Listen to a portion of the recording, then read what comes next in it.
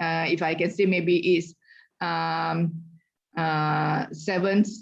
scala Richter, okay, or maybe it's 8 scala Richter, okay, even though it's just in the second, okay, but because the size of the earthquake is very large, okay, so the potential of loss is very high. But sometimes, okay, the duration, okay, keep repeating exists, okay, even though the size, okay, of the disaster is not that big, but if the first event we cannot settle yet, okay, for example, in flood situation, we already experienced with flood at the first stage, and then the flood water is still not reduced yet.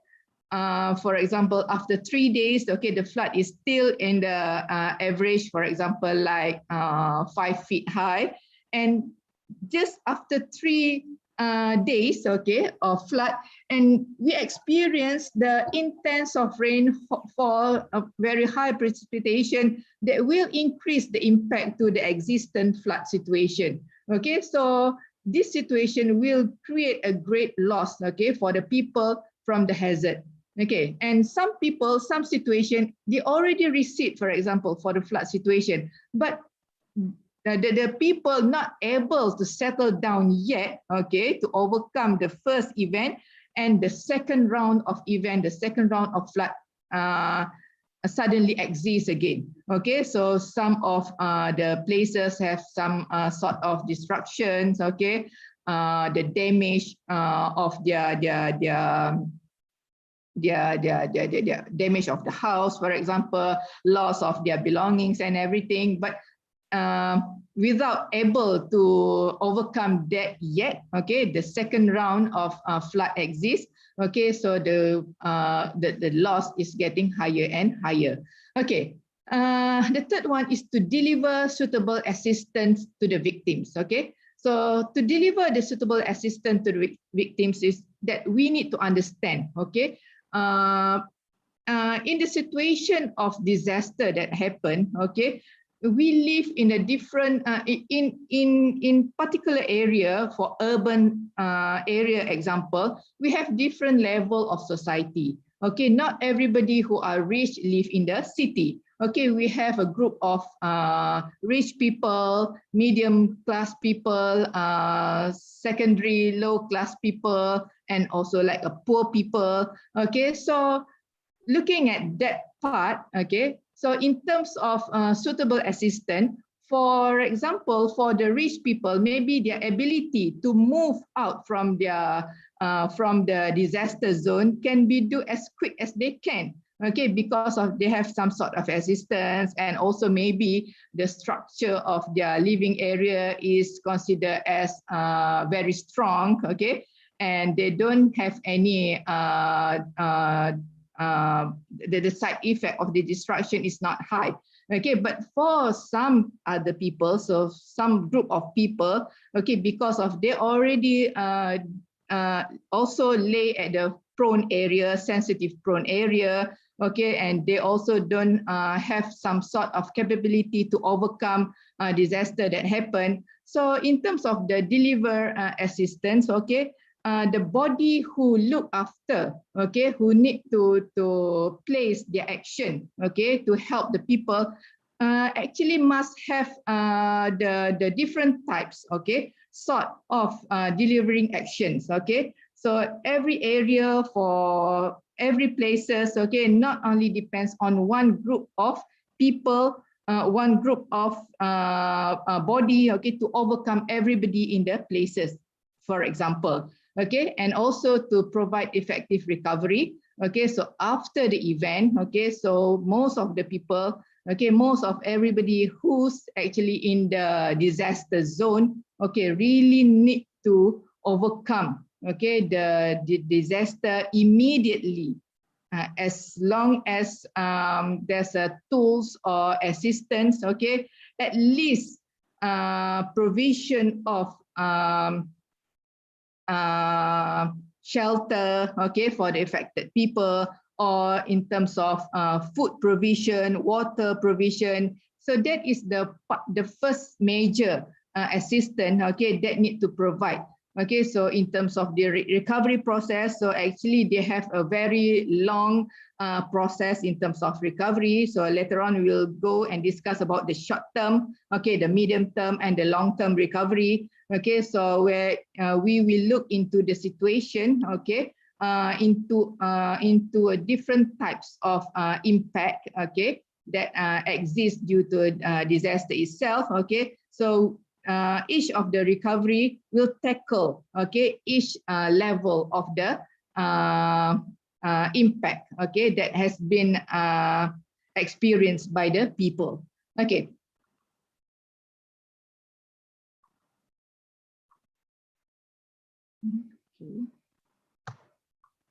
Okay, so disaster management. So this is actually under the International Federation of Red Cross and Red Crescent Societies. Okay, this is just an example. Okay, so for disaster management, so they have the preparing for disasters, reducing risk of disasters. Okay, so in terms of the disaster here, so they have responding to the disasters. Okay, how to respond when they have disaster, and they have recovering from disasters. Okay, reducing risk of disaster. So this is just one example, but later this is what have been come out, okay, by the Red Cross and Red Crescent societies. Okay, but in terms of the international perspective, international dealing with the disasters, okay, there are a few approach provided by United Nations, and also later on we will also talk about the Sendai framework. Okay, so there are a few types of disaster management that what we are trying to discuss here is the one standard management that has been applied globally. Okay, so in every country, they have their own types of disaster management, because every country, they have different situations of disaster, different society, different administrative, okay, so different idea, different experience. So when we talk about the differences that exist, so every country actually must have their own action, their own idea how to tackle the disaster. Okay, but in general perspective, in global management, okay, they come up with some sort of management that must be some kind of idea, okay, for other countries in the world to follow. Okay, but after that depends on the country itself, okay, to modify that and to either to implement that or to use part of it in order to suit with the situation of the disaster in their own country. Okay, so the United Nations and the disaster risk management. Okay, since the early 90s, okay, the United Nations have been promoting the efforts worldwide to advocate the implementations of policies, okay, and measures aiming to reduce risk before such risks evolve into disasters, when sudden onset events like earthquake and slow event like drought impact vulnerable communities. Okay, and the current framework for disaster risk reduction is called the Sendai framework for disaster risk reduction. Okay, so meaning that for United Nations, okay, since early 1990s, okay, they actually been promoting worldwide the different types of looking into the risk management, okay, into the disaster management, where they come out with the idea of disaster risk management. Okay, so at first, the United Nations already implement the disaster management, okay, in order to overcome the issues, the disaster issues all over the place in the world. Okay, but since 1990s, okay, they look the disaster issue in more specific matter. Okay, when they look into this situation, it's not to overcome the issues of disaster after it happened, okay, but try to allocate, okay, the management before the disaster is really exists. Okay, so this is where they have the framework, okay, disaster risk reduction, for example, for Sendai framework. Okay, so they have some sort of different types of ideas in looking the situation of the disaster itself, okay, and after that they try to measure, okay, the size of disaster, the impact of disaster, and go back, meaning that in order to reduce, in order to manage the disaster, we need to move back, okay, patah balik, walk back, okay, to the source or the root causes, how and why the people experience with this such of disaster due to any hazard, okay, that happened in that particular area. Okay, so disaster risk management, okay, United Nations disaster risk management.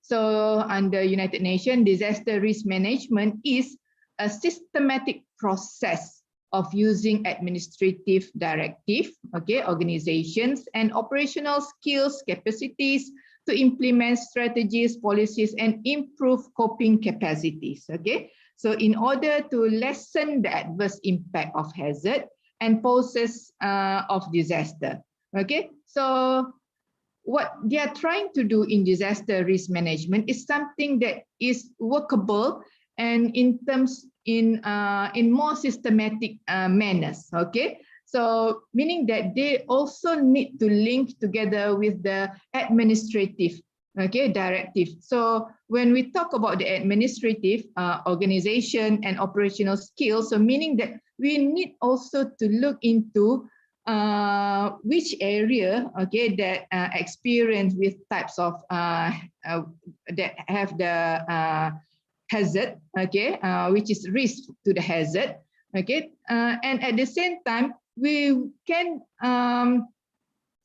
try to estimate, okay, the possibilities of the disaster that will happen in that area. So from that, okay, what we're trying to do is who actually responsible body to look after that particular area. For example, for the big city, for Kuala Lumpur, for example, we have the authority, we call it the Kuala Lumpur City Hall. Okay, so Kuala Lumpur City Hall is the administrative who will look into all sorts of issues in urban development area of Kuala Lumpur. Okay, so from that, they also administered, for example, they have their own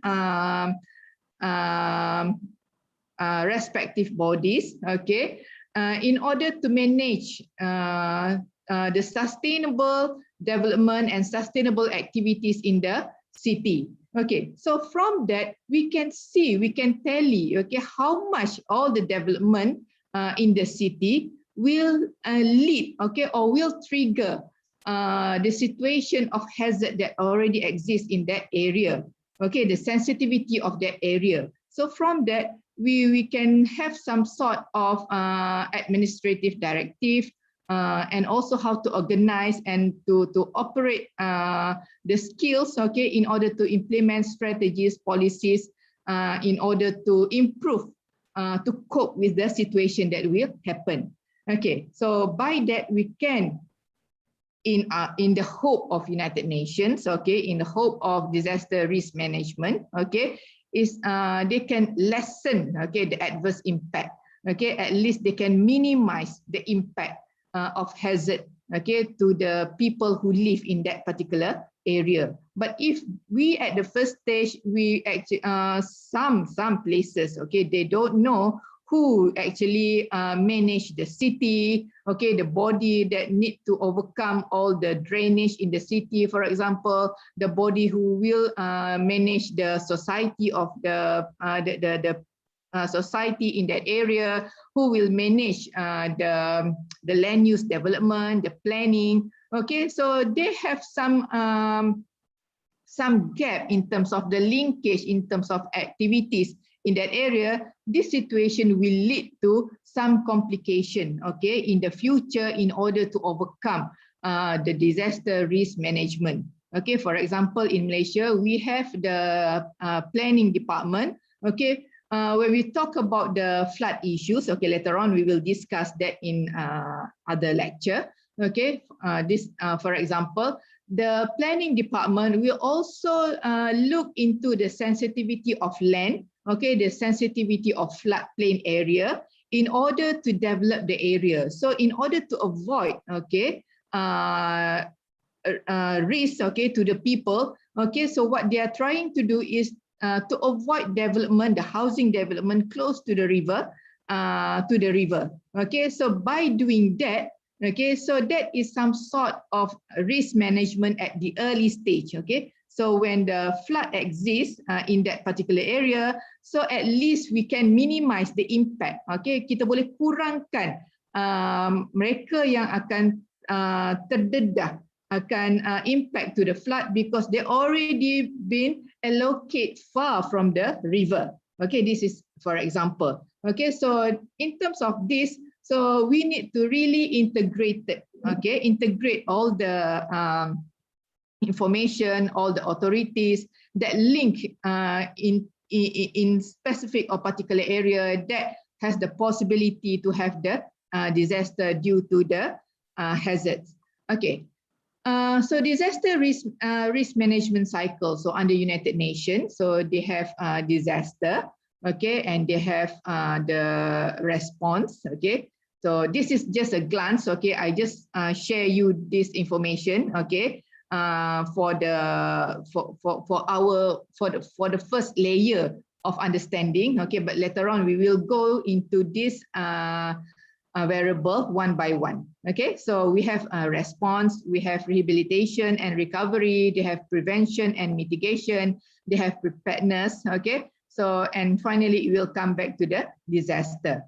Okay, so when we talk about this is the cycle. Okay, so because when we talk about disaster, it happened today, for example, and it will settle down, and later in the future it will exist again. It's just that the when it happened, that is nobody can exactly stated the time, the exact time. Okay, kita tak boleh nak jangka dan agak bila, unless for the situation of flood when we have the monsoon season, for example, we know, okay, when the monsoon season will come to your area, okay, or the country, so we can do the estimation that most probably this area will experience flood due to the movement of the monsoon, for example.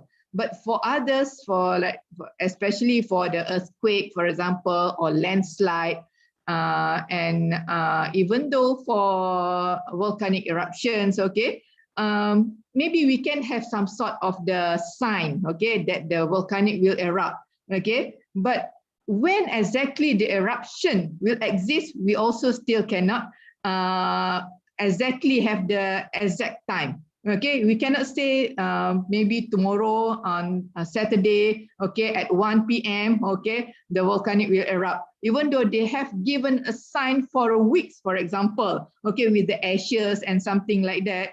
Okay, so in terms of that, it's something like a cycle that we need to prepare, and the preparation is we need to go beyond because we actually don't know, okay, the level of the hazard, okay, the phenomena that will exist. Okay, so this will come around, okay, from time to time. Once after the disaster stop, okay, we will start with the response, we will come with the rehabilitation and recovery, we will do the prevention, okay, we'll try to avoid, we'll try to mitigate that, to make sure that the disaster that will happen is not going to be extreme like what has been before, for example, and we come with we do the preparation again, okay, and we need to wait again, not meaning that we want the disaster to come, but we just want to ensure that our preparedness, our preparation is actually can cater, okay, can support if the disaster happen. Okay, so but for how long, okay, the preparation we need to hold until, okay, the disaster really exists at the point. Okay.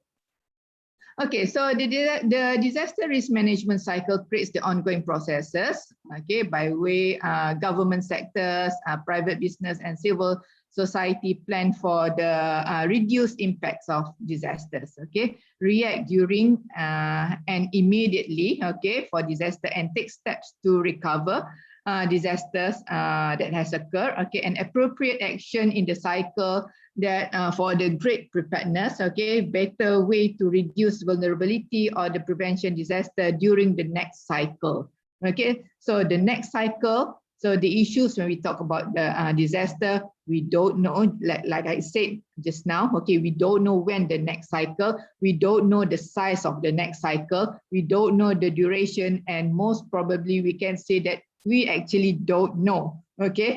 So what we are doing now is just to prepare, okay, and to prepare to the maximum level. But if our preparation is not achievable or cannot support, okay, the situation, this is where the global assistance will come, okay, in order to assist the country which is not have the capability to support, okay.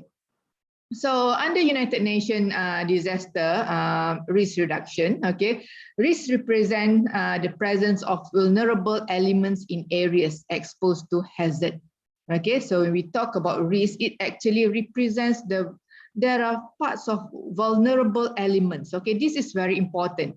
The vulnerable elements is one of the point, okay, where it leads to the exposure of hazard to become in a different size, okay, it becomes bigger.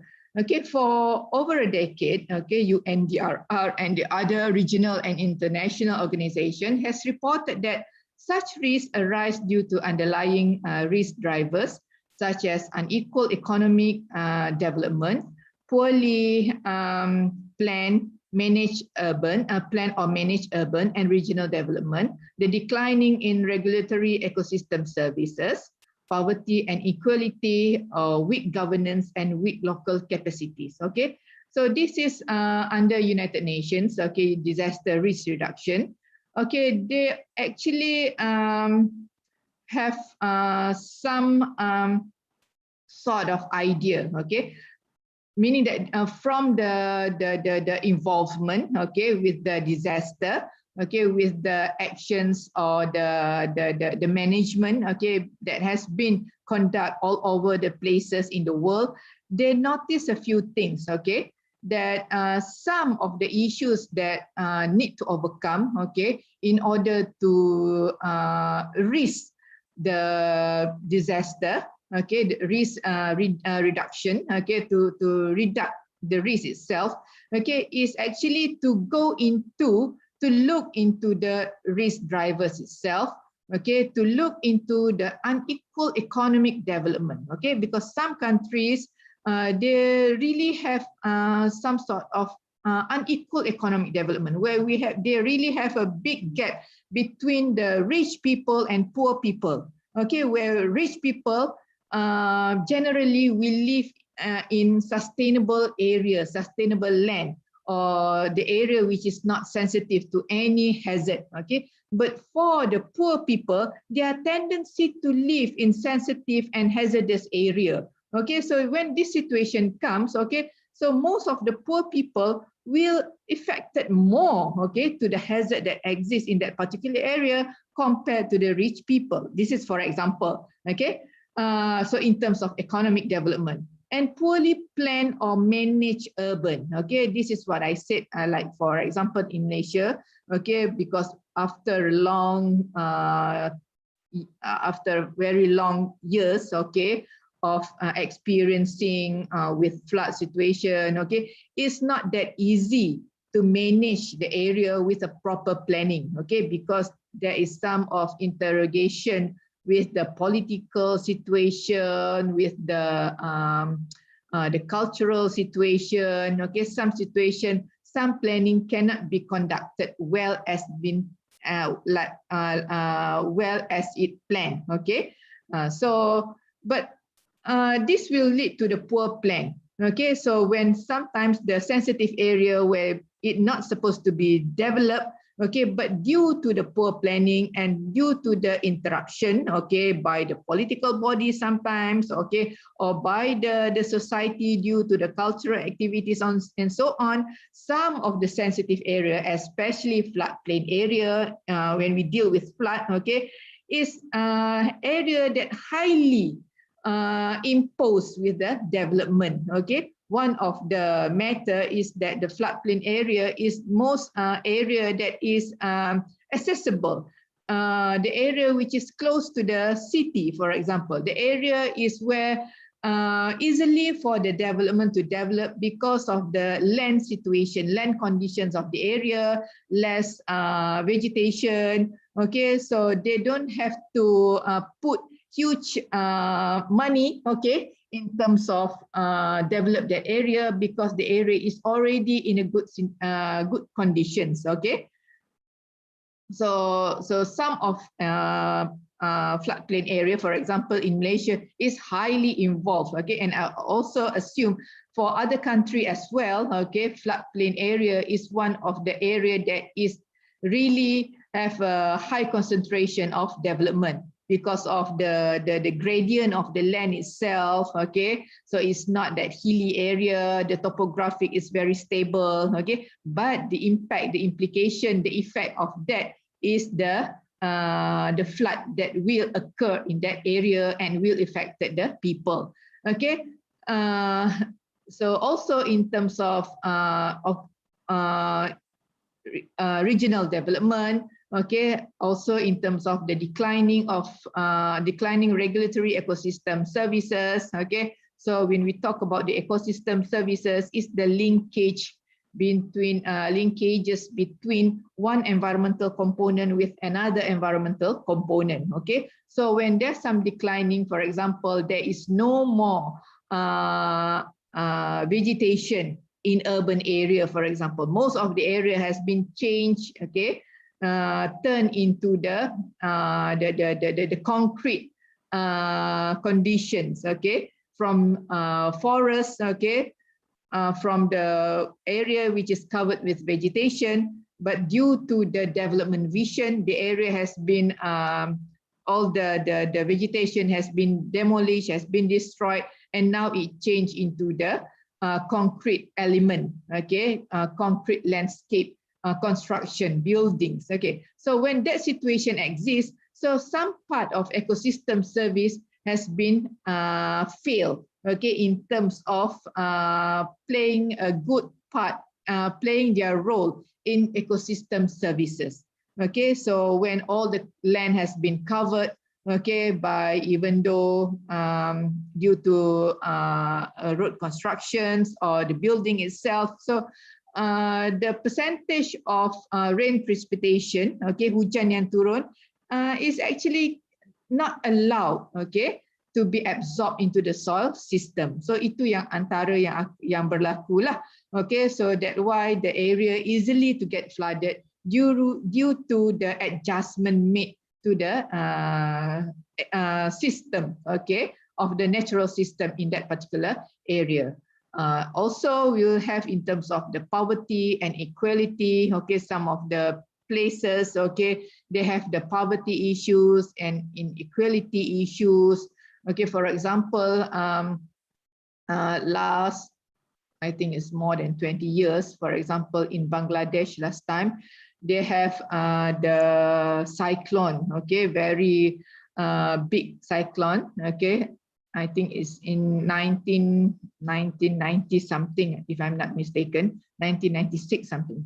Okay, so they have a very big delta, okay, and most of the people of the country were actually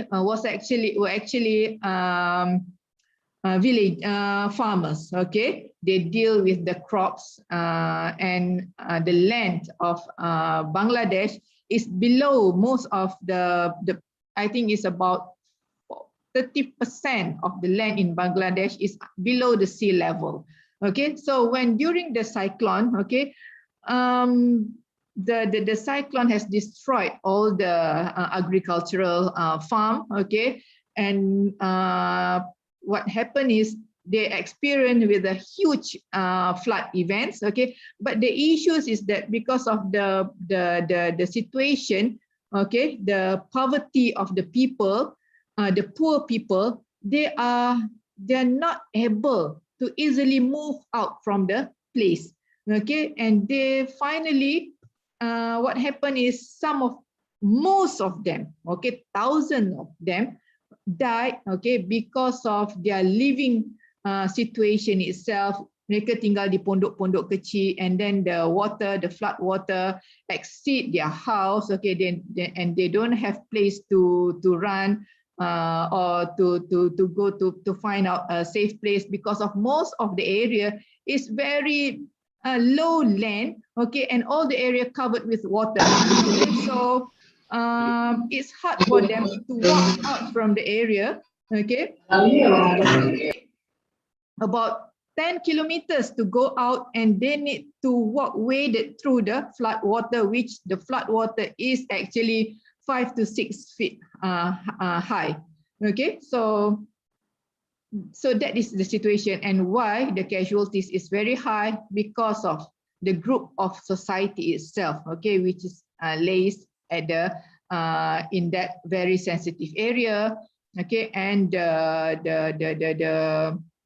the assistance, okay, is also difficult to go through, to get through the area, because of the land that already covered with the flood, and actually no place for if they want to send the helicopter or the small aircraft, because the area is covered with water, okay, no suitable and no sign of human, because they already drowned into the water. Okay, so that is the situation when we talk about the poverty, and also the weak governance. Okay, sometimes when we talk about the poverty, it also comes together with the weak governance. Okay, where the governance itself is not government. Okay, the governance, meaning that how they deal, how they proceed, how they manage, okay, their area. Okay, because in specific area, supposedly they have some sort of municipal body to overcome. Okay, I'm not sure in Indonesia what they call, if in Malaysia we call it Majlis Perbandaran or municipal or city hall that manage the city or manage the region, not the country. Is anybody can help me? What like for Jakarta, who will manage the Jakarta in terms of the waste management, the drainage? Local government. Local government. Oh, okay, yes, local government. The governor. Is there any specific for Jakarta, local government for Jakarta? They have what we call dinas-dinas. Dinas pengairan. Part of province. Oh, part of province. Oh, yes. Okay. Dinas pertamanan. I also would like to know, because it will reach my information and knowledge as well. Yes. Yeah. Of course. Okay. Okay. So when we talk about disaster, okay, two things we need to understand here. Okay. So disaster is actually the combination of vulnerability and hazard.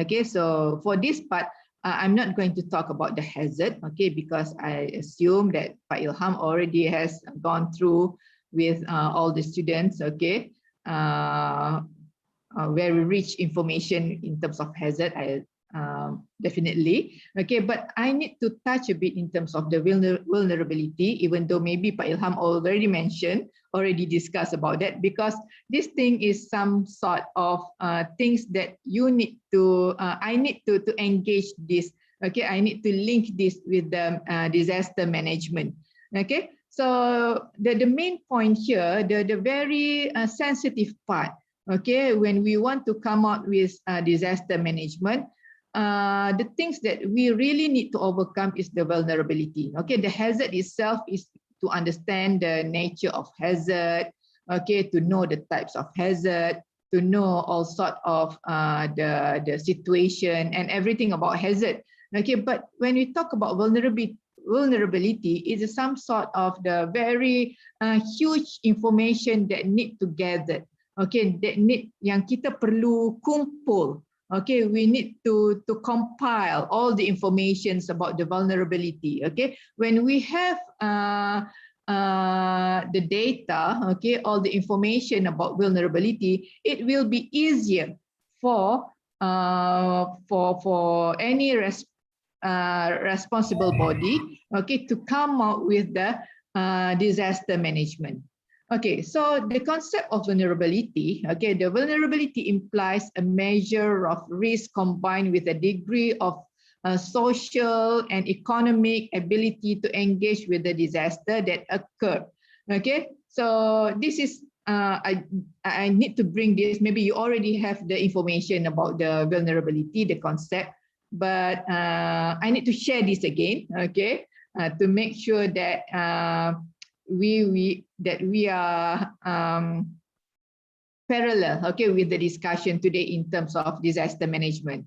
And according to Hillhorst and Bancroft, okay, vulnerability is the main element to understand the risk, okay, that attempt to characterize relationship between human system and their environments. Okay, so meaning that the vulnerability is the main element, okay, when we want to understand the risk, because what we are going to do is the risk reduction, okay, disaster risk reduction management. Okay, so when we want to know about the risk, okay, so we must go back in terms of understanding the vulnerability.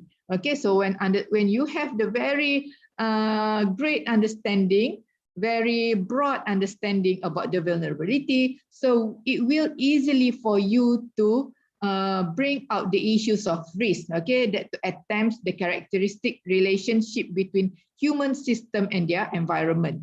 Okay, so according to Oliver Smith, okay, vulnerability is a fundamentally a political ecological concept. Okay, so there are few researchers, okay, who has come out to share, okay, the idea of vulnerability. Okay, so according to Smith, okay, so the vulnerability is a fundamental, something that is really based, okay, is a fundamentally a political ecological concept, meaning that when we talk about vulnerability, we also need to understand in terms of the ecology, the political ecological concept. What we mean by political ecological concept is actually the issues of the way of life of the people, okay, the way of how people interact, okay, with their living environment. Okay, so when we talk about political ecological, so it's not the political party, okay, please understand, please, okay, it's not a political party, it's not the party who rule the country, it's about the idea of how people manage their place, okay, how people give orders, okay, how this component will link into with another component in terms of society. Okay, so that is why when we have the area is we can consider as the boost economic development area. Okay, for example, in Jakarta, Jakarta is the main source or the main point of the economic development area in for Indonesia, for example, and for Malaysia we have Kuala Lumpur. Okay, so from that, okay, from the point of the economic development, it will lead to the sort of how people do their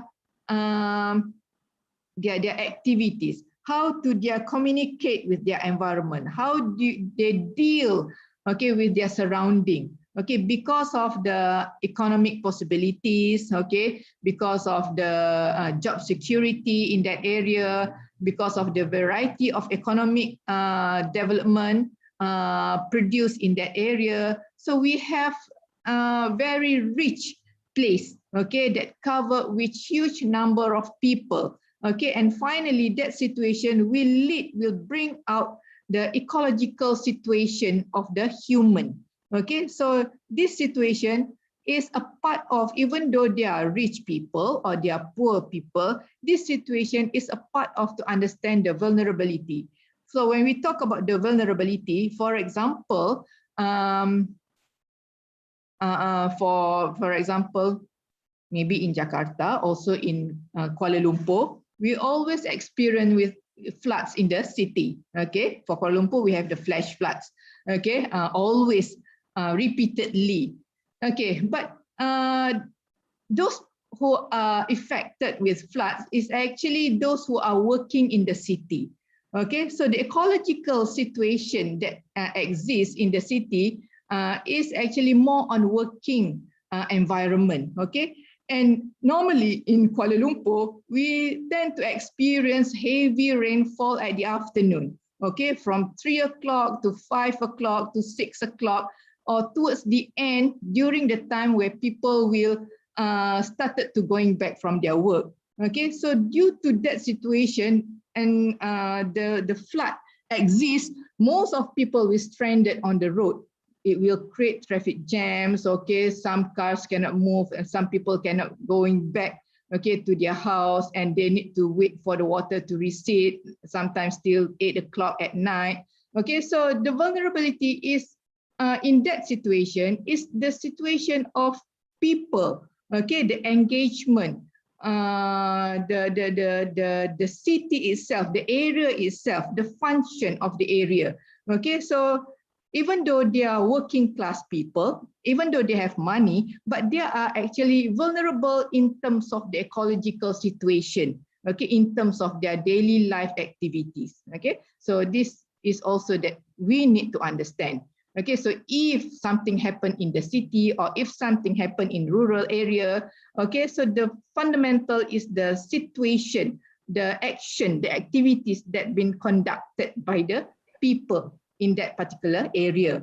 Okay, so itu antara perkara yang kita kena faham. Kita bila duduk di bandar ke, or when we live at desa, okay, for example, so the activities that actually become a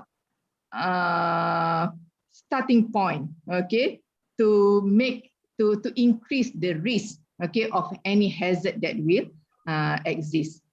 Okay, next, okay, Puente, okay,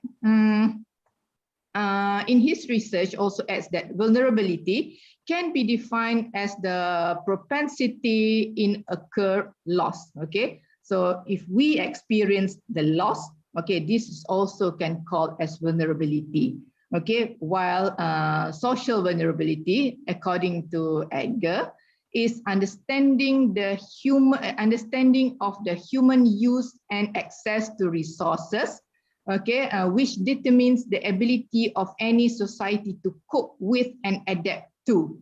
Okay, so adapt to the situation. So in terms of Edgar, okay, it's also to need to define in terms of how people deal or use the resources that they have. Okay, for example, they have water resources. Okay, in terms of all the 4 environmental components. Okay, so that is how we determines the ability in terms of to cope with that resources and to adapt with that. Okay, so what we need to understand here is if we are being denied from get the access to the resources, okay, so meaning that we are actually in the situation of vulnerability, and any risk of that, if for example, is hardly for those people who live in that particular area to get the fresh water, okay, clean water. Okay, so because of that, if the area experience with drought, for example, they will experience much more bigger, okay, if the disaster exists. Okay, so however, socio-economic processes or political processes generate equal exposure to risk by making some people more vulnerable to disaster than others, and this has the potential to increase over time. Okay, and like I said before, also we also talk about the socio-economic process, okay, and also in terms of political forces. Okay, some people in terms of the political, sometimes that is not political, it's like the government, okay, people who govern the country or in that particular area will have the access to order, okay, some specific to order the group of people to live in the specific area that they requested. Okay, if that situation, so this situation will lead people to become more vulnerable, okay, than others, okay, because of this adjustment, okay, because of these processes. Or sometimes, okay, it's not only due to the political forces, it's also due to the standard, the situation of the group of people itself, where they sometimes become the marginalized, become the very small group of people that by themselves, okay, need to shift, okay, from the area which is suitable for the living conditions because of their ability, okay, to accommodate the area, because of especially if they are urban poor, okay, or poor people, okay, if they live in the area, for example, the squatter settlement, okay, if the government want to take that land to use for other development, this group of people need to leave that place and to find another place. So, and maybe the possibility to find another places is the place which is more risky for them. Okay, so this is situation where generally exists, okay, in some areas. Okay, besides, okay, so this is very lot of what is it, information, okay, about the vulnerability. According to Bangkok, okay, adds that vulnerable societies are those at risk just because they are exposed to hazard, but as a result of marginality that makes people live a permanent emergency. Okay, so this marginality is determined by the combinations of variables, okay, for example, class, gender, age, ethnicity, and disability. Okay, this is what I've mentioned it to you just now. Okay, for example, there's a case in Manila, okay, in 1992, if I'm not mistaken. Okay, so there's a group of urban poor in the Manila metropolitan area where they live in the place of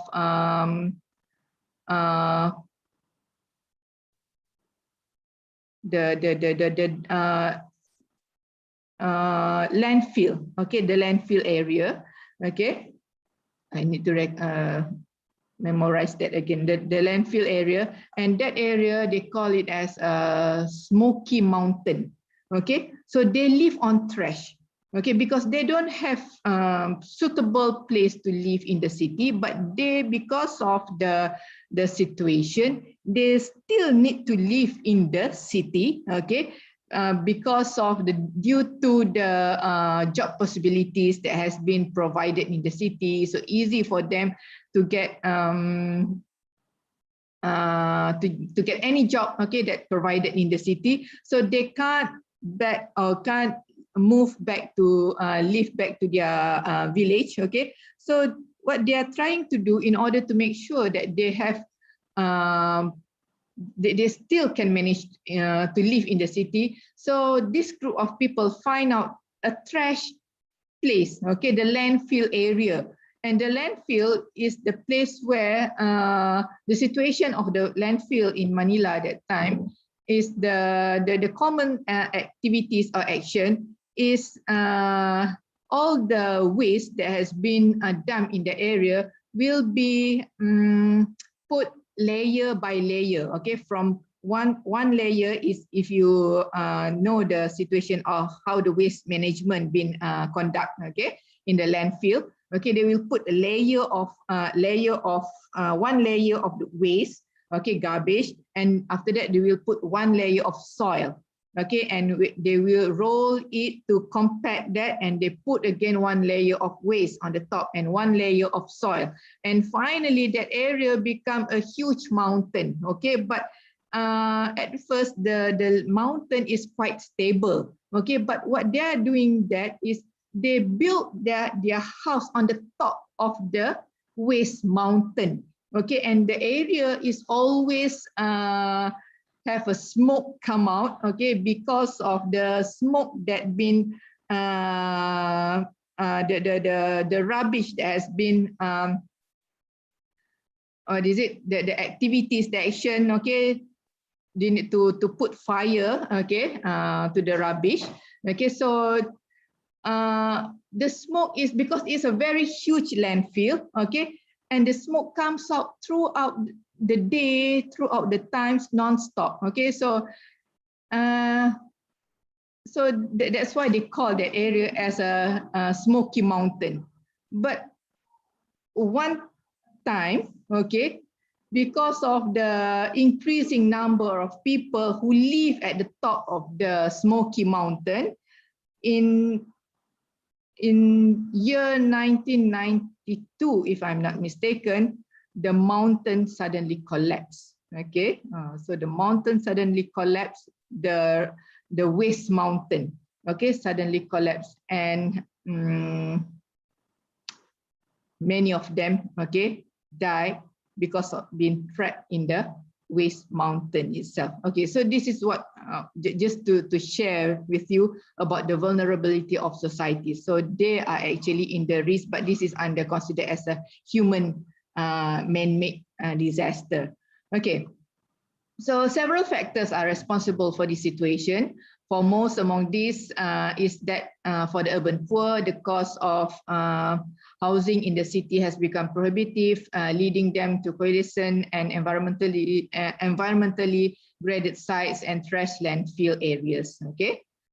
Okay, so besides, they also have the issues of environmental degradation. Okay, so environmental degradation poses a serious threat to urban society in general, but more so to the urban poor, most of whom are settled by squatter settlement in hazardous area where the degree of environmental hazard is higher than in other parts of the city. Okay, so these areas also lack sewer system, clean water, and proper drainage system, all of which leads to these areas becoming vulnerable. Okay, so vulnerable people, okay, live in the environmental degradation area, so it poses them, okay, to becoming more vulnerable.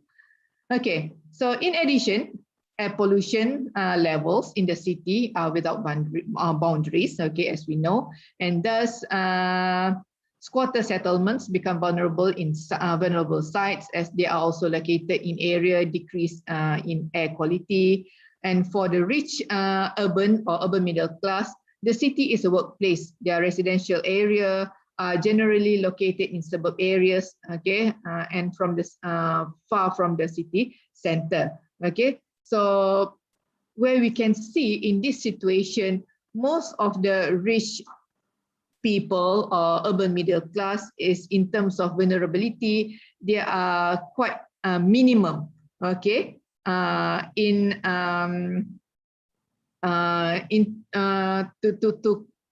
deal with, okay, or to bring them into the situation of vulnerable. But unless, like I said, in the situation of Kuala Lumpur, people trapped, okay, in the city during the floods, okay, because the area of Kuala Lumpur is meant to be for the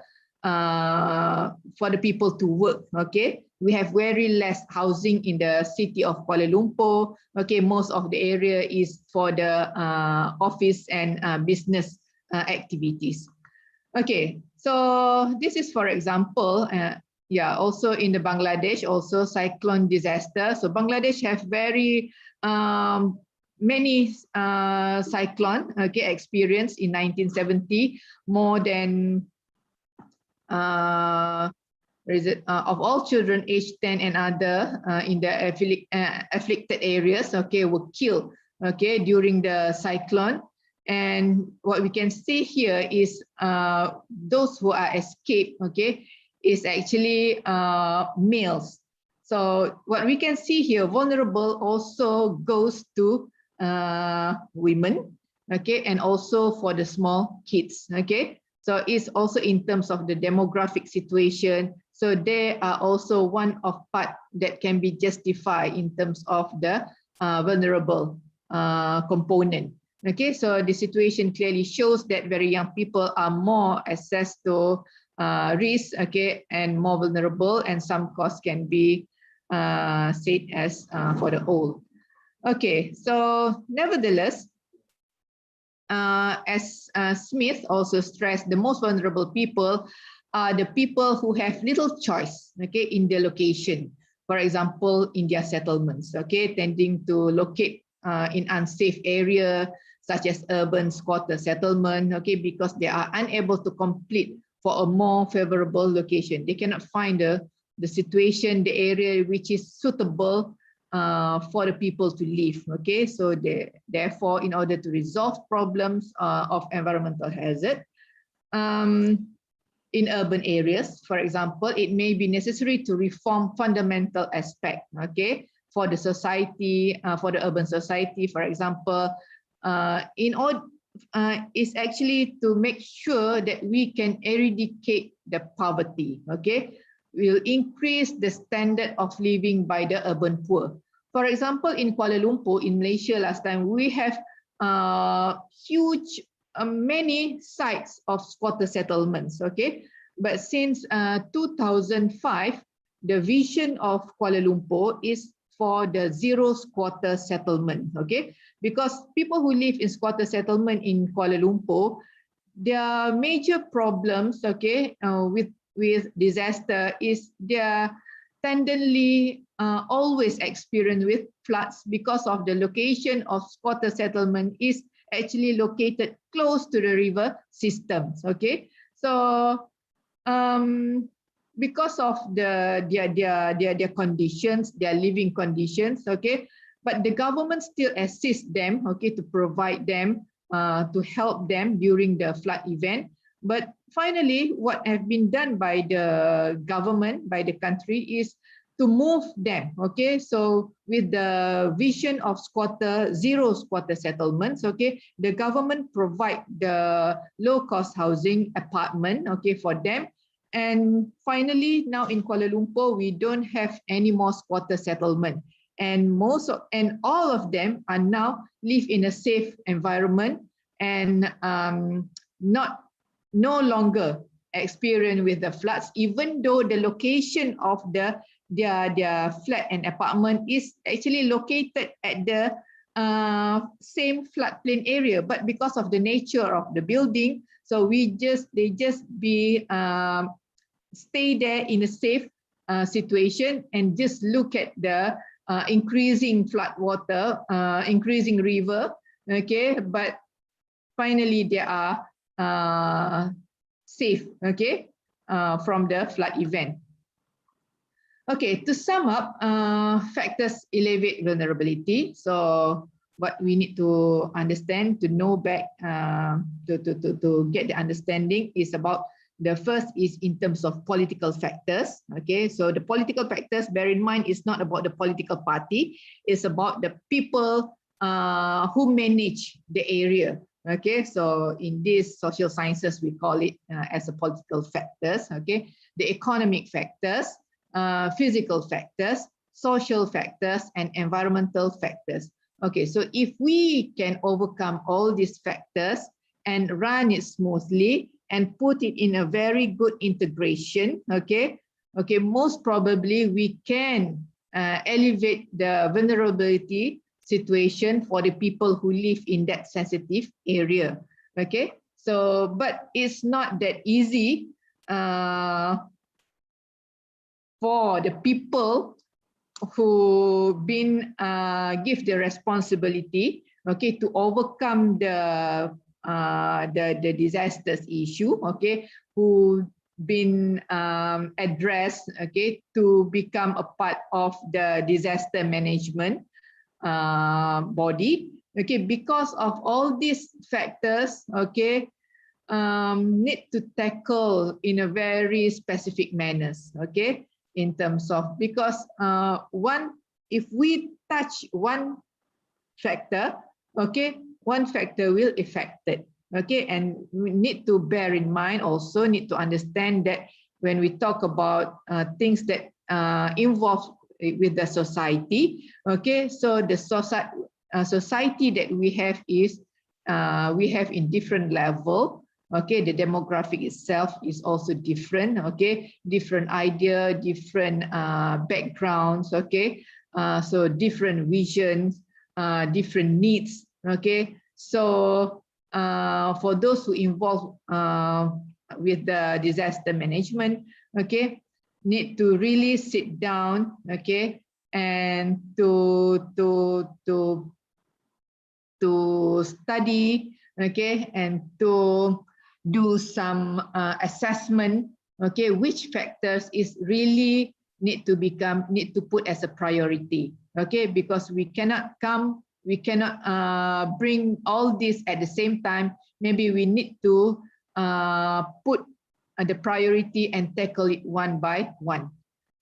Okay, so Pelling, okay, also divides vulnerability into 3 elements, okay, exposure, resistance, and resilience, okay. So this is the situation where when we want to come with the idea of disaster management, so these 3 things also a part of the main element, okay, that need to be raised, okay, in terms of exposure, resistance and resilience, okay, while according to Smith, most tendencies to decrease the scale of vulnerability, it can be seen as expression of either resilience or reliability, okay. So exposure, okay, so I bring it one by one. Exposure,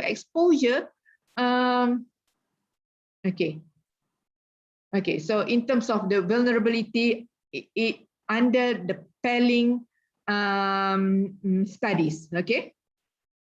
So exposure is dependent on physical location and the character of the built environment and natural environment. So this is exposure. So you expose, okay, depends on the physical, depends on the location and character. Okay, for instance, the urban poor who live in floodplain areas with housing conditions will be highly exposed to flooding.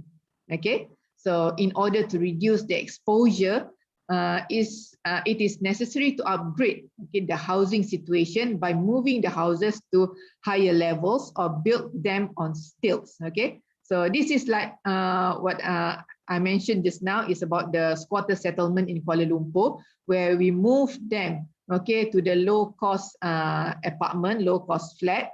Okay, is because of their exposure, okay, their physical location exposed to the flooding. Okay, so what we are doing is to upgrade the housing situation, moving the house not to a higher level, but the house itself, okay, is a tall building where they can avoid, okay, the flood water. Okay, so resistance, okay. Resistance is one of the most important components. It reflects the capacity of humans to defend themselves against the impact of hazard and relates to economic, psychological, and physical health and their systems of maintenance. Okay, so resistance is actually how people cope. Okay, how people can even though some people, the level of society is considered as the same, okay, but sometimes some people have more capability, okay, to cope with the disaster that exists in the area. Okay, some people, for example, if they just exposed to rain, for example, okay, they easily get sick. But some people, they can live, they can play with the rain without any health impact. Okay, so the resistance, okay, is different from people, okay, and also differ also in terms of how they perceive that. Okay, some people just take it things like it is just a small matter. Okay, but some people, even though they've been bitten by a mosquito, they feel that that is going to be a very big issue for them. Okay, so this is what that we the very important component. If people have that types of resistance, okay, the actions in terms of disaster management will be more easy, or sometimes we can take this as one of the human actions. Okay. Especially for the long term long-term management. Okay, so resilience, okay, a measure of the rate of recovery from hazard, stress, or resistant change. For example, preparation or premeditated adjustment to hazard. In this situation, as Smith discussed, that most developing countries are using these strategies to cope with disaster. Okay, as they are often accepted as natural phenomena and as a normal part of life. Okay, so this is where the disaster has already become part of their life. Okay, so this is also one of the ingredient, okay, one of the tools in this future disaster risk reduction management component is highlighted. Okay, and according to Bangkok, vulnerability and local knowledge as concept have proven okay useful means of assessing disaster within their socio-economic, political, environmental context that was previously sorely lacking, and that concept have also certainly provided a helpful guide in formulate approaches and policies in preparedness for hazard and relief provisions.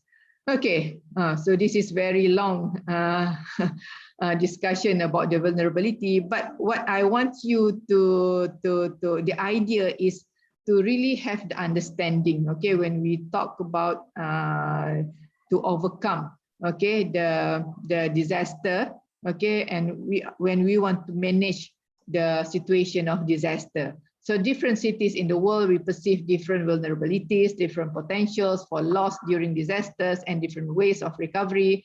Hence, different types of planning and management required in order to minimize the environmental hazard in cities. Okay, so in Sustainable Development Goal target to disaster of risk, okay, actually the Sustainable Development Goals, they have a few okay point okay that target the disaster risk. Okay, so as what I have here, okay, we have about 15 okay goals that has been implemented under the Sustainable Development Goals target for the disaster risk. So they have for the goal number 1, end poverty in all forms everywhere. Okay, so when they come up with the forms of end the poverty, so this is also a part of vulnerability that we are already talking just now, So by 2030, so build and resilience, okay, of the poor and those in vulnerable situation, and reduce the exposure and vulnerability, okay, climate-related extreme events and other economic, social, and environmental shocks and disasters. Okay, so this is under the first goal. So under the second goal is also about hunger, achieve food security, and improve nutrition and promote sustainable agriculture. Okay, so also because the SDG is meant to be achieved by 2030. Okay, so now we are approaching 2022, so we have another 8 years. Okay, to make sure that we reach the target. Okay, so by 2030, to ensure sustainable food production system and implement resilience agricultural practices that increase and production that help maintain ecosystem, that strengthen capacity of for adaptation to climate change, extreme, for example, in terms of extreme drought, flooding, and other disasters, and that progressively improve land and soil quality. Okay, so when we talk about because of the vulnerability, okay, especially for the urban poor, okay, and also is the issues is the provision of to have the food security. Okay, when the disaster exists in particular area, okay, the main issue, the first thing that we need to overcome is to provide food and water and shelter. Okay, that is 3 major things. Okay, so if the country itself don't have sufficient food, okay, that is where the food need to be taken from the other country or taken from other places. Okay, so it means that for the security of food, so the country itself must have different types of ways, okay, how to make sure that the food, that they can, the food security is in a very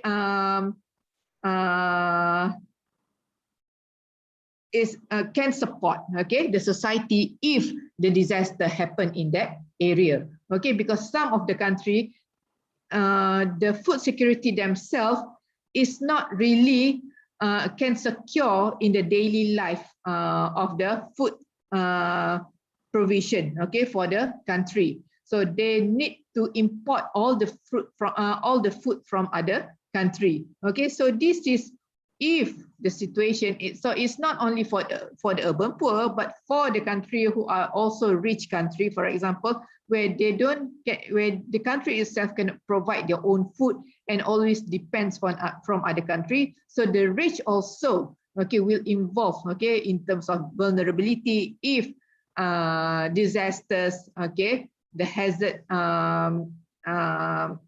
and disasters experienced in that country.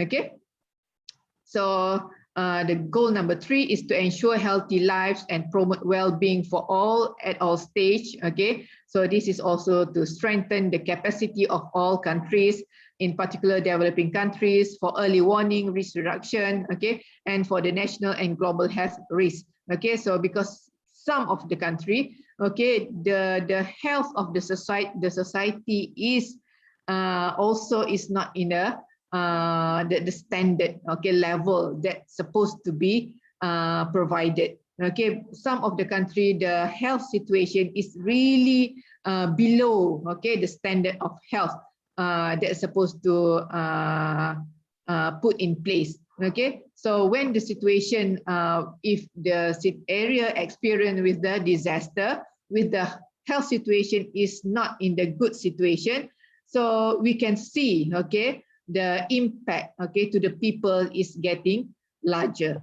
Okay, so number 4, the goal number 4 is to ensure inclusive and equitable quality education and promote lifelong learning opportunities for all. Okay, because as we know that from the knowledge, education background also can allow people how to overcome, okay, how to deal with the disaster. Okay, with the knowledge, with together with the experience, okay, they can take the first action, okay, for themselves. Okay, not only depend for the authority to overcome that, but they themselves have some sort of idea for the to overcome their daily life in order to make sure that they can minimize the impact of any disasters that will occur. Okay, so number 6, to ensure availability and sustainable management of water and sanitation for all. Okay, this is also one of the major important things because the water issues. Okay, clean water provision is, as we can say, is considered as the major issues for some other countries. Okay, and when the country experience or any place experience with disaster, okay, to provide the clean water, okay, provide the water, okay, for the people,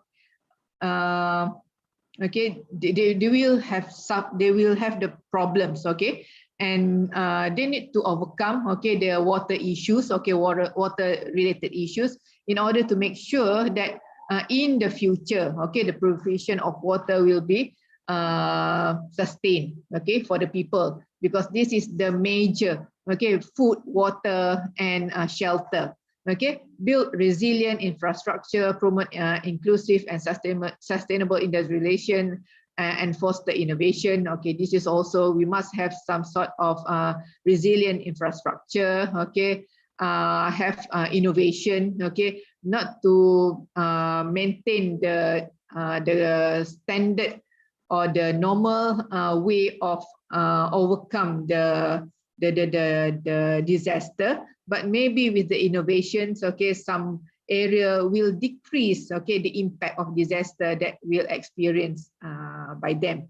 Okay, 11, make cities and human settlements inclusive, safe, resilient, and sustainable. So this is also the issues of the sustainable development. Okay, comes into picture where under sustainable development there are few things, okay, that need to be understand. Okay, where also the issues of sustainable development is also to provide the quality of life. Okay, so when the provision of quality of life is already there, okay, so at least the standard of society, okay, is in the standard level, okay, and it will easy for the society and the government to overcome the issues of disaster when it happen. For example, the situation of tsunami in Japan, okay, last time. Even though in Fukushima, we see that the situation, the size of tsunami has been destroyed most of the Fukushima area. Okay, but because of the standard of society, the sustainable development that has already been implemented in Japan. Okay, so the country, the place won't take a longer time. Okay, to back to the normal situation. Okay, so the goal number 13 is take urgent action to combat climate change and its impact. Okay, this is what under COP 26. Okay, so please, if you have time, so do look at the COP 26.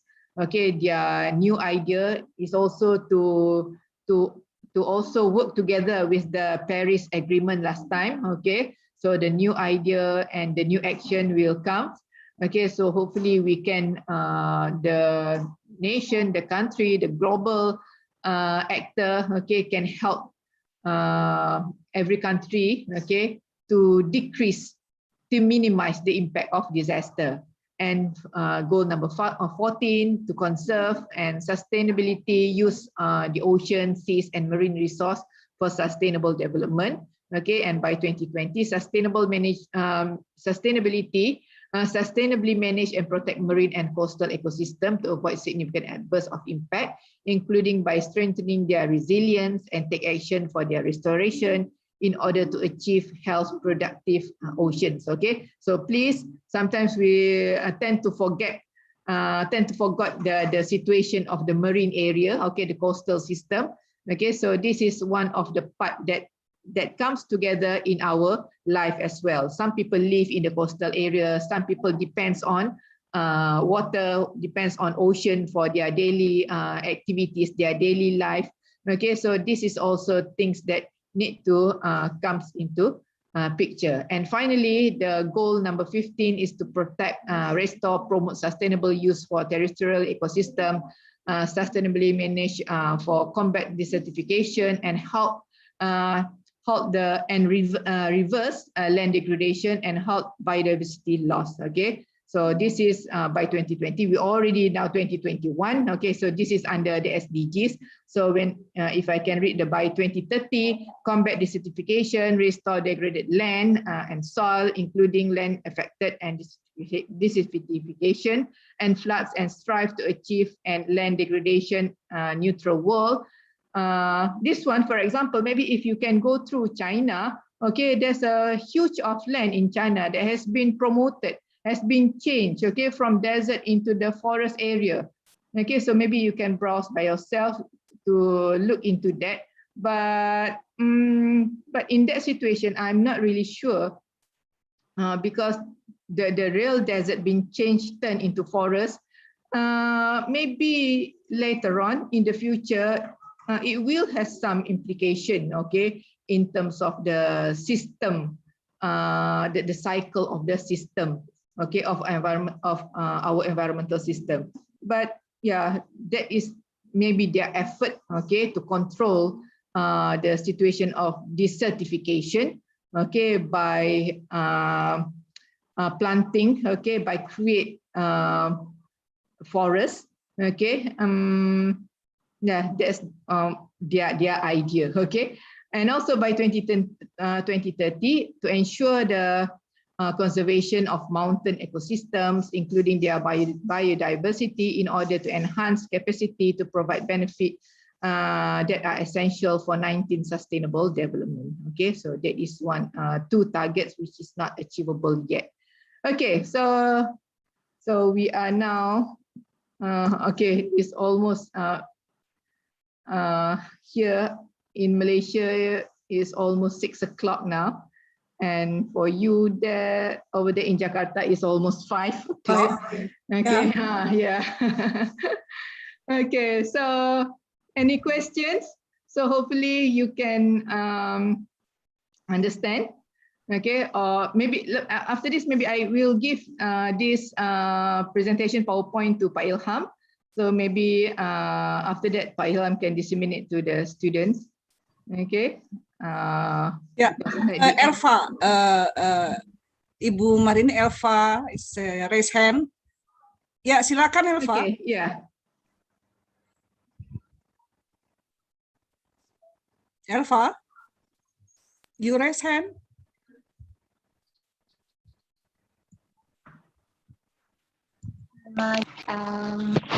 To ask you something about I read that you have the research about greenhouse gases awareness, but beforehand I'm sorry because if this is not directly related to your lecture, but I'm very interested in how do you think the awareness of the people awareness about the greenhouse gases, about their carbon footprint and others output we contribute to the environment can become one of the factor that increase their capability and decrease their vulnerability to disaster. Okay, yeah. Okay. It relates to the greenhouse gases, isn't it, Elva? Yes, the awareness of the society. Yes, that is actually much of the things, okay, that we need to consider. Okay, when we talk about the issues of climate change, okay, most of it actually comes from the issues of the man-made action, man-made activities that contribute to the more disastrous, okay, to our environment.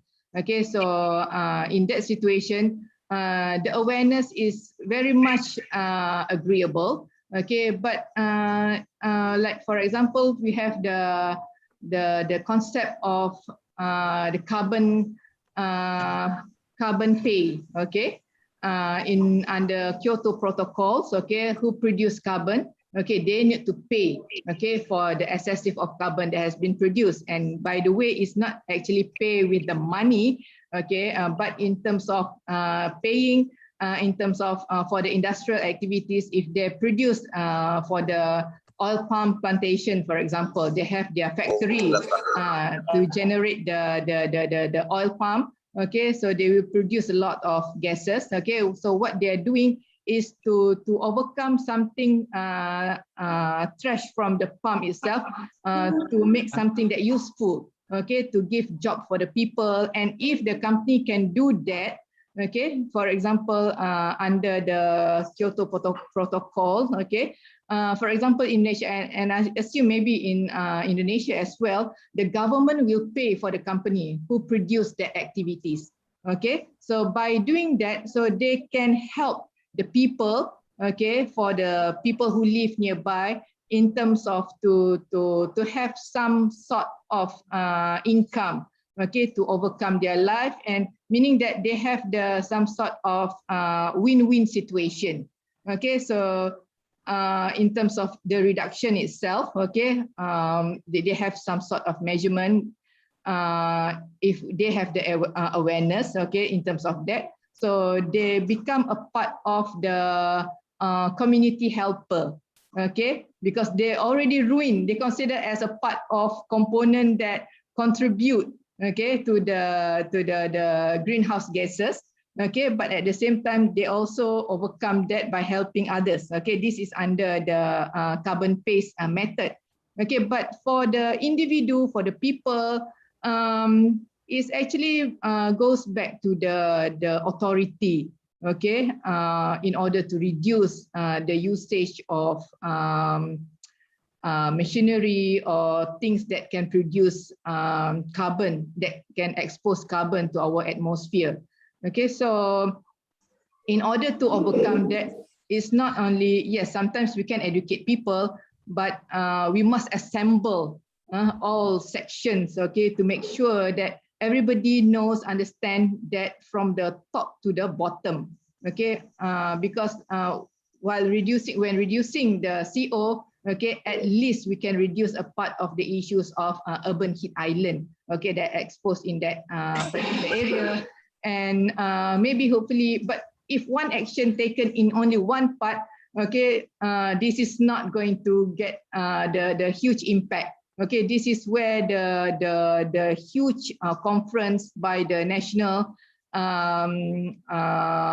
authority conduct the conference to make sure that everybody, every country come up with the same idea and support this. Okay, so this is where we can need to look forward to the COP, for example, COP26 for the new ideas. Yeah. Okay. I see. So, Thank you. Thank you. Udah lah, nggak usah diterus. Ini semuanya. Yeah, but any other questions? Connection, internet connection is not that good. good. Yeah. Yeah. Any other questions? Okay. Ibu Mami, the understanding is not. Yeah, Eva. We can hear your voice clearly.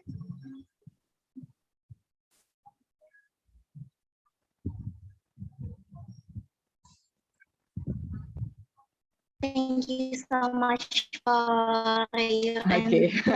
Then, yes. I can hear that. Yeah, okay then. Yeah. Marini. Yeah. So what I take is understanding is not understanding. So the understanding have to generate a political action.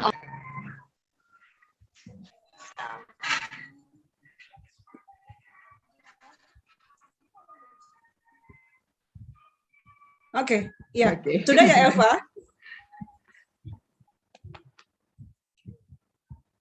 Yeah. Freeze. Okay. Freeze. Yeah. Okay. Maybe one last question, if any. Yes. If not, maybe yeah. Yeah, Ibu Mami, I want to ask you about the vulnerability. You said that vulnerability is nothing to do with money or especially money. Even with the rich people, if it is vulnerable, in case of environment, social, they still have vulnerable when, for example, the flood happened. Yeah. I think we have experience in our society. The people who live in riverbank, they have a adaptation method by themselves to still stand there. They don't have any choices to move from there. Yeah. I think this is what we call it adaptations. Yeah. This is where the resilience. Yes, the resilience. Resilience and resistance come forward. Yeah. So if you know about that, yeah, probably in Malaysia you have also the example of the society of that people. Is that still vulnerable or yeah, just we live here. This is our they can accept the situation. This is where when we talk in our perspective, that this is under the general, the international perspective. They look into as vulnerable society, but in our situation, when we come to when we need to address that for our own actions, we will look that something that is not vulnerable, isn't Yeah. it? Yes. So that's why. So that is actually under the under United Nations and other Oh, global yeah. perspective Mm-mm, of how they overcome the disaster. Yeah. But for us, yes, because Yeah. after this we will go every country our own action, okay, our own management. We Yeah. will look that into different perspective. Yeah. Yeah. Yeah. When we ask them, nggak apa-apa Bu banjir, Yeah, ya yeah, nggak of course, apa-apa. yeah. Januari, Februari banjir, kan setelah Yeah. itu nggak banjir. Yeah, Yeah, it's okay for them. Same in Malaysia. Yeah, some Oh, yeah. parts. Yeah. So this is where we need to make sure that the worldwide or the international parties need to understand this. Yes. Okay, for us in this especially in Southeast Asian countries, okay, we rely our life more on resistance and resilient, and we adjust it, isn't it? Betul. Ah. Betul. Ya, itu salah satu bentuk adjustment. Ya. So yang tadi tu apa yang dilihat dalam global perspective. Iya, atau dalam teori ya, Ibu. Dalam teori, yes. Iya, dalam teori, yes. Ya, betul. Yang kita lihat sepertinya berbeda di lapangan, ya. Di lapangan, ya. Itu so different country must have their own idea how to overcome that, because we experience that, we know that. Okay, that is become part of our culture. Apakah bisa kita ambil garis bahwa itu happen in developing countries, Ibu? It is happen in developed countries. Do you think what? Maybe they have that, but in different situation of event. Oh. Yeah, I think so. For example, they have the snow situation, the snowstorm, for example. Maybe for them it's normal. Okay, so kita hanya lihat disaster dalam konteks kita, but they have the snow, the snowstorm yang kalau kita rasa kita takut tengok the snow, tapi but for them is nothing, normal. Even though the snow, when they need to walk through the snow until their waist sampai pinggang kadang jalan dalam snow, okay, but for them is normal. Ya sama kalau kita banjir juga buat mereka, buat kita nggak apa-apa, biasa Bu, nanti ganti baju. Yeah. It's okay, thank you. Yeah. Okay. Nice discussion. Yes. Okay, students, do you have any question for Ibu Marini? No one? I would like to answer. Okay, Nikita, do you want to ask? Okay, yeah, sorry, ma'am, to ask. Yeah, ask Ibu Marini. Thank you for Ma'am Marini. I would like to ask you about the community opinion about disaster management. Mostly they think if they prepared for the disaster won't happen. But when they do not prepare about it, the disaster mostly don't happen. What do you think about this opinion? Do you agree about it? Thank you. That is very subjective. Okay, so it depends who is asking, who is answering, okay, and the location of where it happened. Okay, so at this point, can agree and not to agree. Yeah. Okay? So yeah. Maybe because after this, in our next lecture, we will focus more on the disaster itself. Okay, so maybe we can have more discussion regarding that. Okay, so this is actually just a very introduction, so okay, the starting point of the real disaster management. Okay, begitu nih kita. Yeah, thank you. Sorry, Yeah. Thank you, Yeah, it's okay. Yeah, thank you. Kok kamu jadi gugup gitu? Sorry, ma'am, I'm nervous. Oh, it's okay. Fine. Okay. Well, students, I think it's 5 o'clock. So the lecture is, the time is up. Thank you very much, Ibu Marini. We will see you again next week, and the student will be prepared for the next lecture. Ya, siap untuk perkuliahannya akan datang. Kita ketemu Ibu Marini lagi minggu depan di jadwal yang sama, di hari yang sama. So maybe for next week I can just conduct by myself, or probably yeah. So no problem. Yeah, it's okay. Ya, baik, terima kasih Ibu Marini. Ya, terima kasih sama. Ya, kita akan tutup perkuliahannya. Okay, so jumpa minggu depan. Ya, next week. Okay, assalamualaikum. Waalaikumsalam warahmatullahi. Tetap jaga kesehatan. See you next week. Sama. Assalamualaikum warahmatullahi. Waalaikumsalam warahmatullahi. Thank you, Miss. Waalaikumsalam. Thank you, ma'am. Okay, yeah, you're welcome. Thank you, ma'am.